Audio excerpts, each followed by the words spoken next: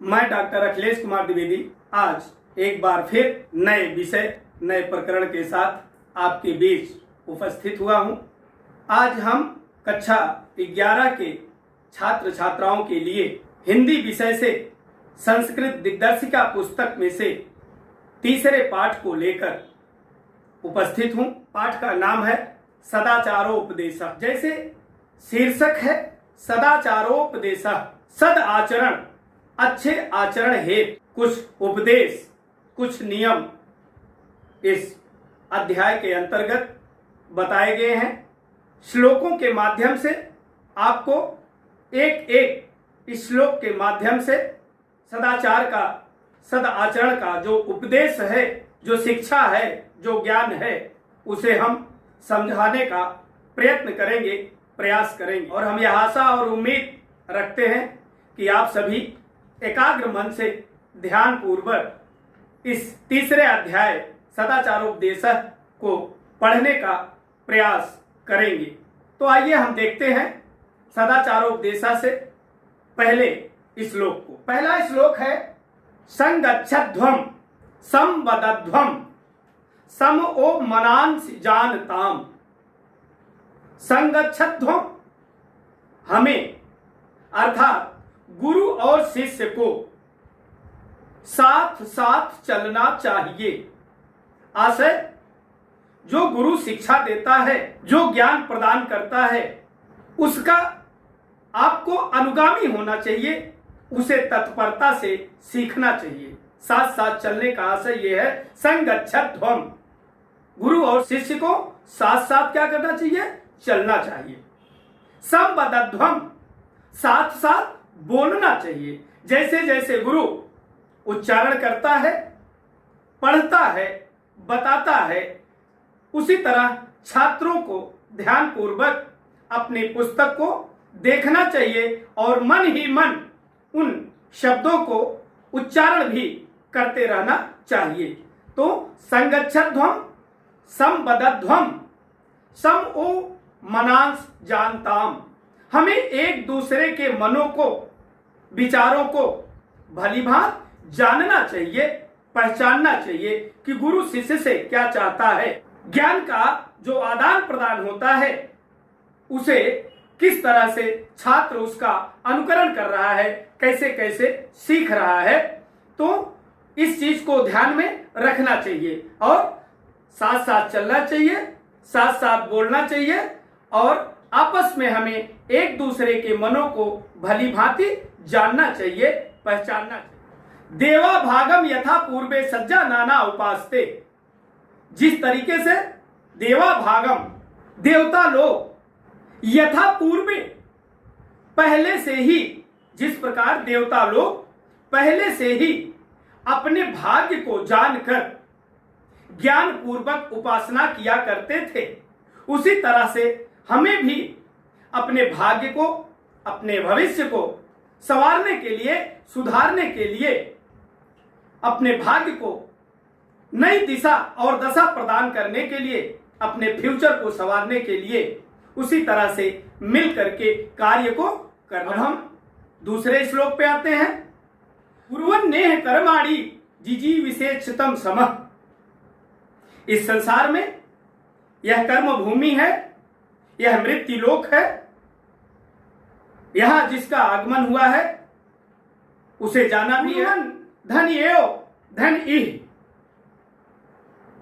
इस संसार में कर्म को करते हुए, इह माने इस लोक में, ये माने ही इस संसार में, इस मृत्यु लोक में कर्मों को करते हुए ही जिजीविषेक्षतम समः, 100 वर्षों तक जीने की इच्छा रखनी चाहिए। क्योंकि जब तक हम कर्म करते रहते हैं, इस संसार का एक एक तिनका, एक एक जीव, एक एक प्राणी, एक एक जन जो भी चलायमान दिखाई दे रहा है, सभी कर्म में निरत है, सभी कर्म में लगे हुए हैं।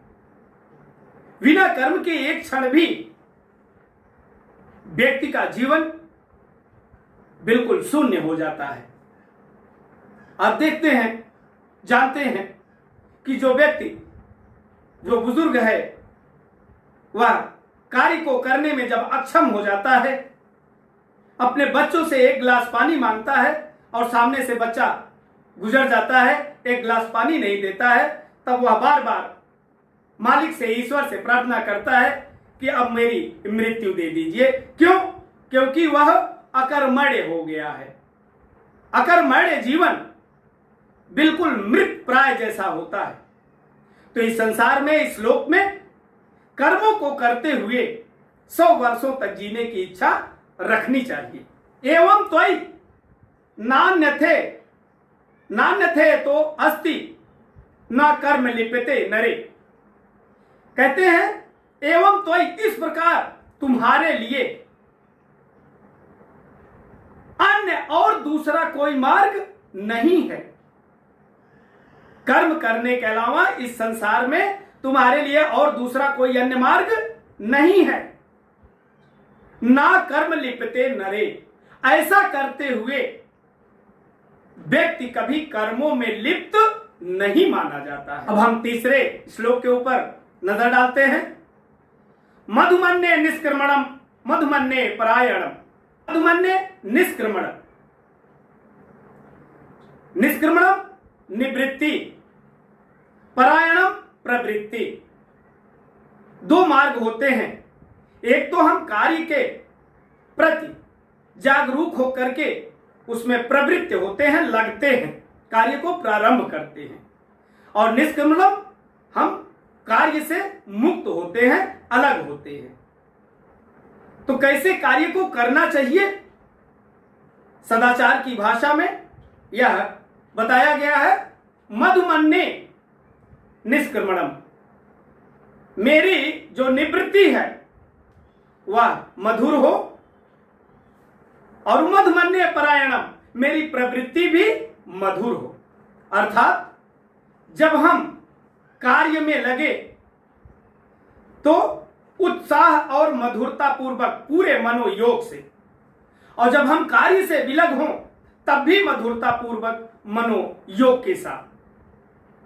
तो मधुमन्ये निष्क्रमणम मधुमन्ये परायणम, मेरी निवृत्ति भी मधुर हो और मेरी प्रवृत्ति भी मधुर हो। वाचा वदामि मधुमत, मैं जो भी बोलूं मधुर बोलूं।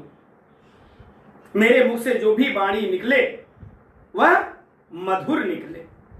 कभी भी तीखी वाणी का प्रयोग नहीं करना चाहिए, क्योंकि कहा भी गया है, कुदरत को ना पसंद है शक्ति जुबान में, इसीलिए दी नहीं हड्डी जुबान में।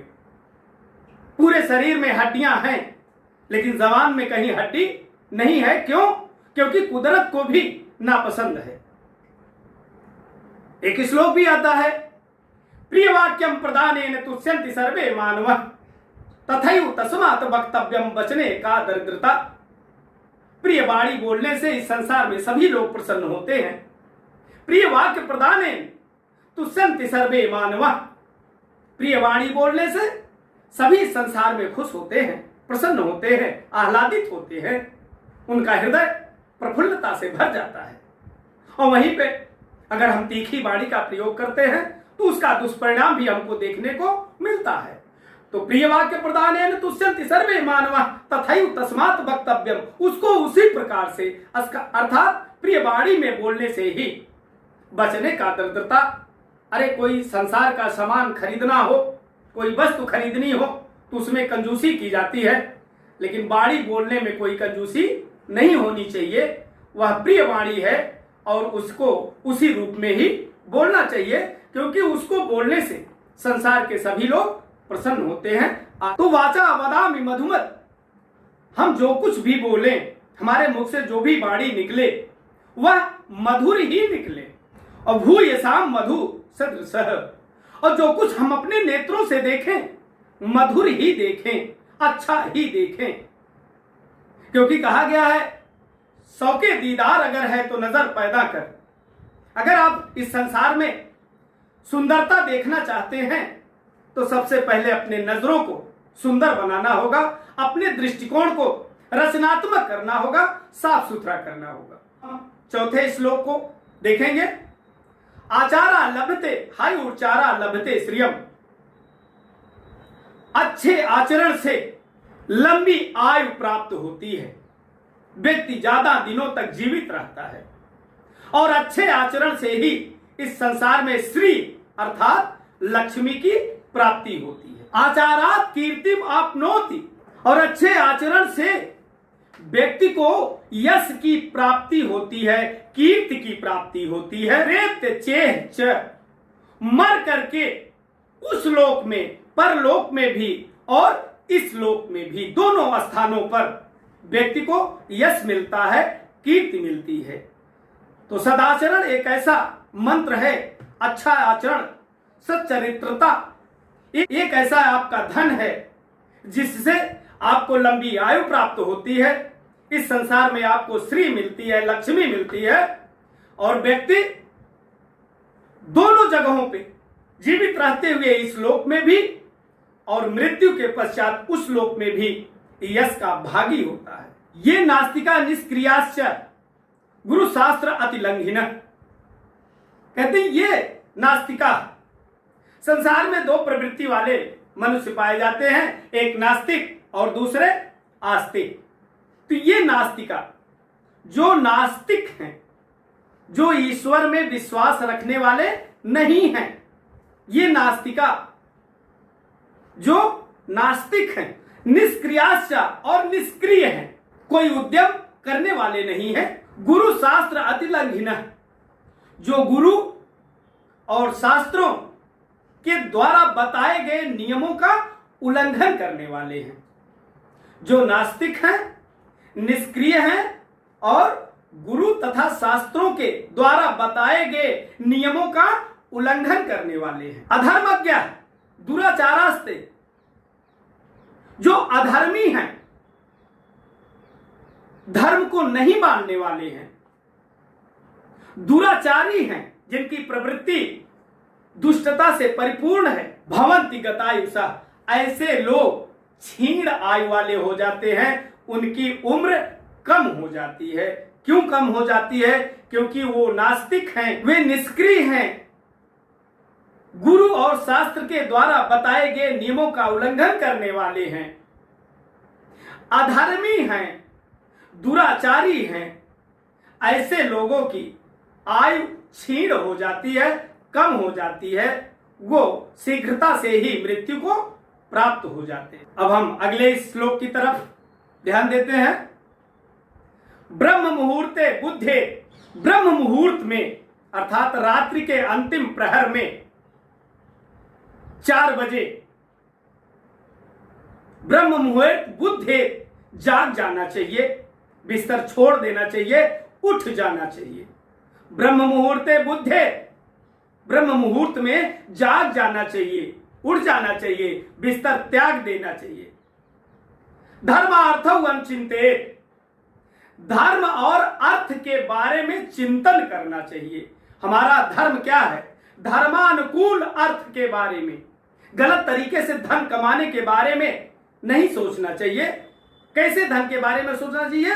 धर्मानुकूल, जो हमारा धर्म कहता है, बिना किसी को सताए, बिना किसी को कुचले दबाए, बिना किसी को परेशान किए, अपने उद्यम से, निजी परिश्रम से जो धर्मानुकूल धन है, अर्थ है, उसके बारे में सोचना चाहिए कि हमारे परिवार का भरण पोषण कैसे होगा, हम कैसा परिश्रम करें, किस तरीके से उद्यम करें कि हमारे परिवार का भरण पोषण होता रहे। तो ब्रह्म मुहूर्त में ही जाग जाना चाहिए, बिस्तर त्याग देना चाहिए और धर्मानुकूल अर्थ के बारे में, धन के बारे में चिंतन करना चाहिए, मनन करना चाहिए, सोचना चाहिए। उत्थाय आचम्य तिष्ठेत पूर्व संध्या कृतांजलि, पूर्व संध्या हेतु, प्रातःकालीन संध्या हेतु उठ करके, आचमन करके प्रातःकालीन संध्या के लिए हाथ जोड़ करके बैठ जाना चाहिए और उस मालिक का शुक्रिया अदा करना चाहिए जिन्होंने आपको बनाया है। आप हर तरह से स्वस्थ हैं, आपके अंग, आपके हाथ पांव, नेत्र, मुख सब कुछ दुरुस्त है। उसका शुक्रगुजार होना चाहिए कि आपको वो सही सलामत रखे हुए है। पूर्व संध्या के लिए हाथ जोड़ करके बैठ जाना चाहिए और ईश्वर का स्मरण करना चाहिए। अगले श्लोक की तरफ हम नजर डालते हैं, 7वें श्लोक की तरफ। अक्रोधनः सत्यवादी च भूतानां विहिंसकः। जो अक्रोधी हैं, क्रोध करने वाले नहीं, सत्यवादी च, और जो हमेशा सत्य बोलने वाले हैं, सत्य के मार्ग पर चलने वाले हैं, सत्य का अनुसरण करने वाले हैं, और भूतानां विहिंसकः, जो प्राणियों के ऊपर दया करने वाले हैं। अनसूयस्य शतम वर्षाणि जीवित, जो कभी दूसरों से ईर्ष्या नहीं करते हैं, दूसरों के गुणों में दोष नहीं निकालते हैं, ऐसे लोग 100 वर्षों तक जीवित रहते हैं। तो जो क्रोध नहीं करते हैं, जो सत्य का आचरण करते हैं, जो प्राणियों के ऊपर दया करते हैं, तथा जो किसी दूसरे से ईर्ष्या नहीं करते हैं, द्वेष नहीं करते हैं, जलन नहीं रखते हैं, दूसरों के गुणों में दोष नहीं देखते हैं, ऐसे लोग, ऐसे व्यक्ति, ऐसे पुरुष इस संसार में 100 वर्षों तक जीवित रहते हैं। अब हम 8वें श्लोक को देखेंगे। अकीर्ति विनयो हन्ति। विनय, जो आपकी विनम्रता है, वो आपके अकीर्ति माने अपयश का, हन्ति माने क्या करती है? नाश करती है। आपकी विनयशीलता, आपकी विनम्रता, आपके शिष्टाचार, आपके सदाचार, आपके अच्छे आचरण हमेशा आपके अपयश को क्या करते हैं? नष्ट करते हैं। हन्ति अनर्थ पराक्रम, और जो आपका पराक्रम है, जो आपका बल है, वो आने वाले अनिष्ट को नष्ट कर देते हैं, रोक देते हैं। आपके पास उतनी क्षमता होती है कि आप अनिष्ट से संघर्ष करके उसे पराजित कर देते हैं, उसे हरा। हन्ति नित्यम क्षमा क्रोधो, और आपके अंदर जो क्षमाशीलता है, क्षमा का गुण है, वह क्रोध को क्या करता है? नष्ट कर देता है।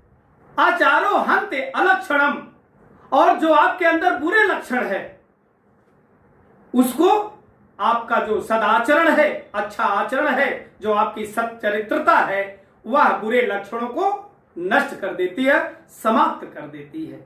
तो आपके अंदर की विनम्रता, विनयशीलता आपके अपयश का नाश करती है।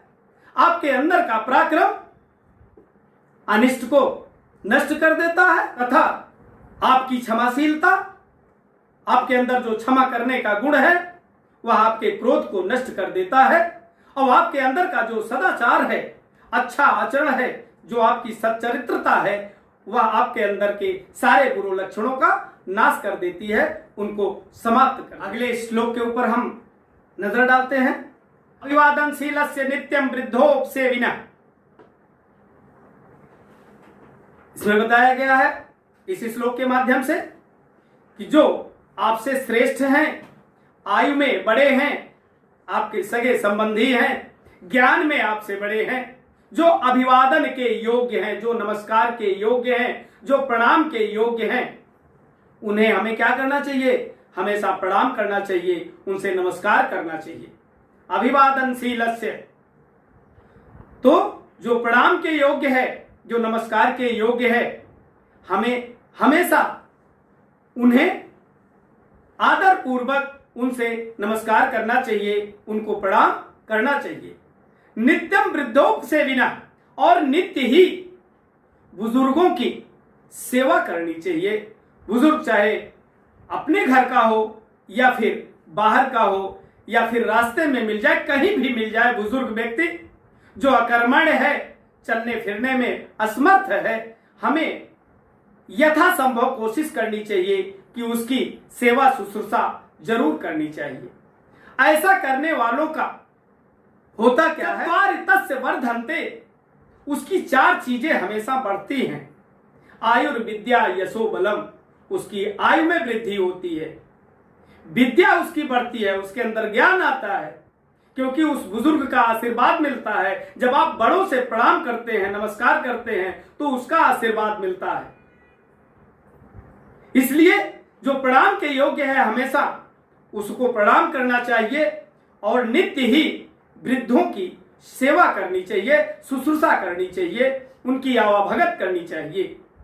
ऐसा करने वालों की 4 चीज तस्य चत्वारि वर्धन्ते, उसकी 4 चीजें बढ़ती हैं। आयु, विद्या, यश, उसके यश में वृद्धि होती है और बल में उसकी वृद्धि होती है। तो उसकी 4 चीजें हमेशा बढ़ती हैं, उसकी आयु, यश, विद्या और बल। ये चारों चीजें व्यक्ति की उत्तरोत्तर बढ़ती रहती हैं, क्योंकि उसके साथ अपने बड़ों का, अपने बुजुर्गों का आशीर्वाद हमेशा होता है। अगले श्लोक को हम देखते हैं। वृत्तम यत्नेन संरक्षे वित्तम आयाति याति च। कहते हैं चरित्र व्यक्ति का सबसे बड़ा धन है, सबसे बड़ा व्यक्तित्व है, सबसे बड़ी दौलत है। वृत्तम यत्नेन संरक्षे, हमें अपने आचरण की, हमें अपने चरित्र की प्रयत्न पूर्वक रक्षा करनी चाहिए। वृत्तम यत्नेन रक्षे वित्तम आयात याति च। वित्त माने धन और वृत्त माने आचरण। धन तो आता है और चला जाता है।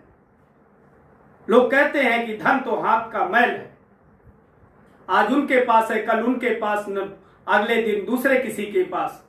लक्ष्मी को चंचला कहा जाता है, लेकिन चरित्र आपकी अचल पूंजी है, आपका व्यक्तित्व है, आपकी पहचान है।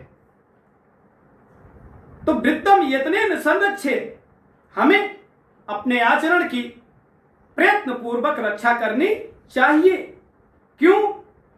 वित्तम आयात याति च, क्योंकि धन तो आता है और चला जाता है। अच्छीणो वित्ततः क्षीणो वृत्तस्तु हतो हतः।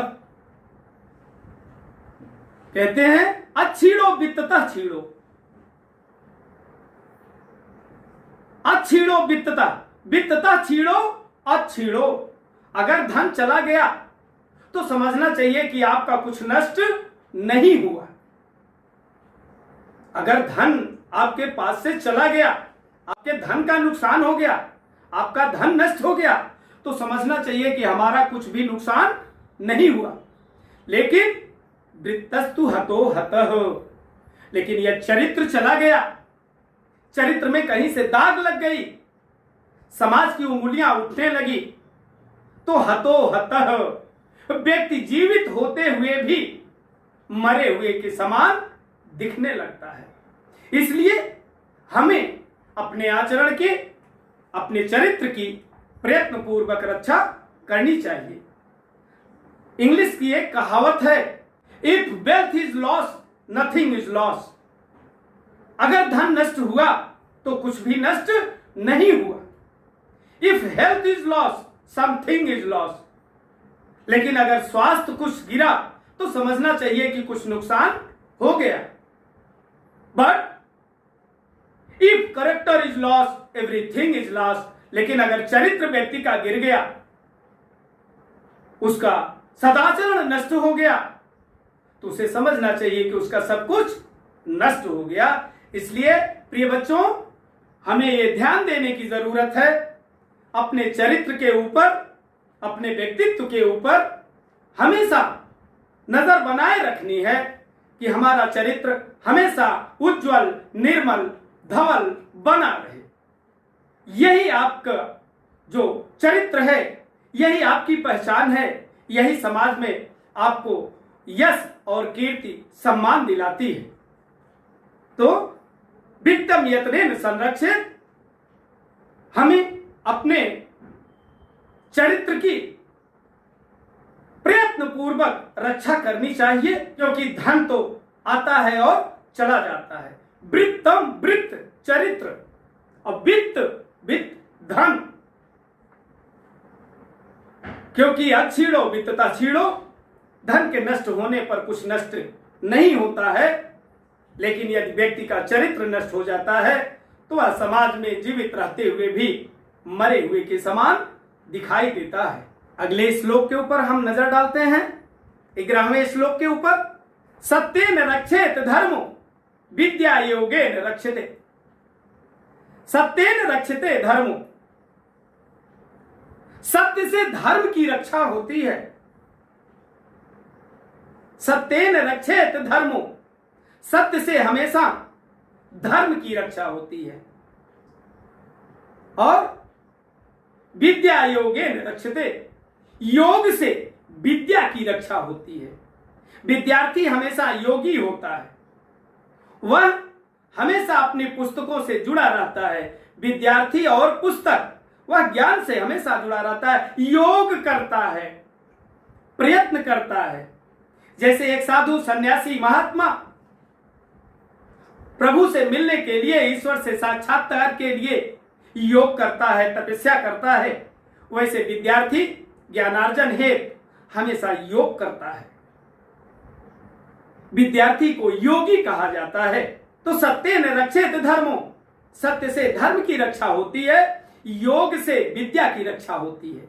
सत्येन रक्षेत धर्मो विद्या योगेन रक्षते, योग से विद्या की रक्षा होती है, सत्य से धर्म की रक्षा होती है। मृजया रक्षते रूपम, स्वच्छता से रूप की रक्षा होती है। हम सुबह से उठ करके ही ब्रश मंजन दातुन इत्यादि करते हैं, मुख का प्रक्षालन करते हैं, धुलते हैं, स्नान करते हैं, साबुन लगाते हैं, तरह तरह के तेल और सेंट परफ्यूम का इस्तेमाल करते हैं। किस लिए? कि आप स्वच्छ दिखें, निर्मल दिखें, आपके शरीर में कहीं से गंदगी न दिखे, बदबू न आए। उसी तरीके से हमें अपने चरित्र की भी देख रेख करनी चाहिए, उसको भी बनाना चाहिए। तो सत्येन रक्षेत धर्मो विद्या योगेन रक्षते, मृजया रक्षेत रूपम, स्वच्छता से रूप की रक्षा होती है। कुलम वृत्तेन रक्षते, और अपने कुल, अपने खानदान की रक्षा चरित्र से होती है। क्योंकि व्यक्ति चला जाता है, उसके द्वारा किए गए क्रियाकलाप संसार में यही रह जाते हैं, और समाज के लोग उंगली उठाते हैं कि अमुक आदमी इस तरह से है, अमुक आदमी इस तरीके से था, और उसके बाप दादा किस तरीके से थे। तो हमेशा जो ये आपका चरित्र है, वह आपके खानदान, आपके कुल, आपके परंपरा की हमेशा रक्षा करता है। अंतिम श्लोक के ऊपर हम नजर डालते हैं, 12वें श्लोक के ऊपर। श्रूयताम धर्म सर्वस्वम, सभी धर्मों को सुनना चाहिए, धर्म कोई हो, सभी धर्मों को, सभी धर्म के सार को सुनना चाहिए, समझना चाहिए। श्रुत्वा च अवधार्यता, और सुनकर के जो अपने अनुकूल है उसको धारण करना चाहिए। सभी धर्मों के सार को, तत्व को सुनना चाहिए, जानना चाहिए, पहचानना चाहिए, और सुन करके उसको धारण करना चाहिए। क्योंकि दुनिया में कोई धर्म बुरा नहीं होता है। हम संकीर्ण धर्म की बात नहीं कर रहे हैं। धर्म की सर्वमान्य परिभाषा है कि धर्म किसे कहते हैं? धारयते इति धर्मः, जिसे धारण किया जा सकता है वही धर्म है। तो सभी धर्म के सार को सुनना चाहिए, और सुन करके उसको समझना चाहिए, उसको धारण करना चाहिए, उसका चिंतन करना चाहिए, मनन करना चाहिए, अनुशीलन करना चाहिए। आत्मना प्रतिकूलानि परे सामना समाचरेत्, सभी धर्मों का सार यही कहता है कि जो अपने प्रतिकूल हो, जो स्वयं को अच्छा न लगे, वैसा आचरण कभी किसी दूसरे के प्रति नहीं करना चाहिए। पूरी जिंदगी में इस बात को ध्यान में बैठा लेना चाहिए, मन मस्तिष्क में गांठ बांध लेनी चाहिए कि जो आचरण अपने विरुद्ध हो, लगे आपको, जो बात आपको बुरी लगे, जो आचरण आपको बुरा लगे, वैसी बात, वैसा आचरण परे सामना समाचरे, किसी दूसरे के साथ भी करना नहीं चाहिए। तो इस तरह से प्यारे बच्चों, आज हमने हिंदी के अंतर्गत आने वाली संस्कृत दिग्दर्शिका पुस्तक से पाठ 3 सदाचारोपदेशः कक्षा 11 के छात्र छात्राओं के लिए समझाने का, बताने का प्रयास किया, और मैं यह आशा और उम्मीद भी रखता हूं कि निश्चित रूप से आप इस वीडियो को देख करके लाभान्वित होंगे और घर बैठे ही अपने पाठ्यक्रम के अनुसार इसको पढ़ेंगे इसको देखेंगे और इससे कुछ सीखेंगे। फिर हम अपने अगले वीडियो के साथ अगले दिन मिलेंगे। तब तक के लिए धन्यवाद।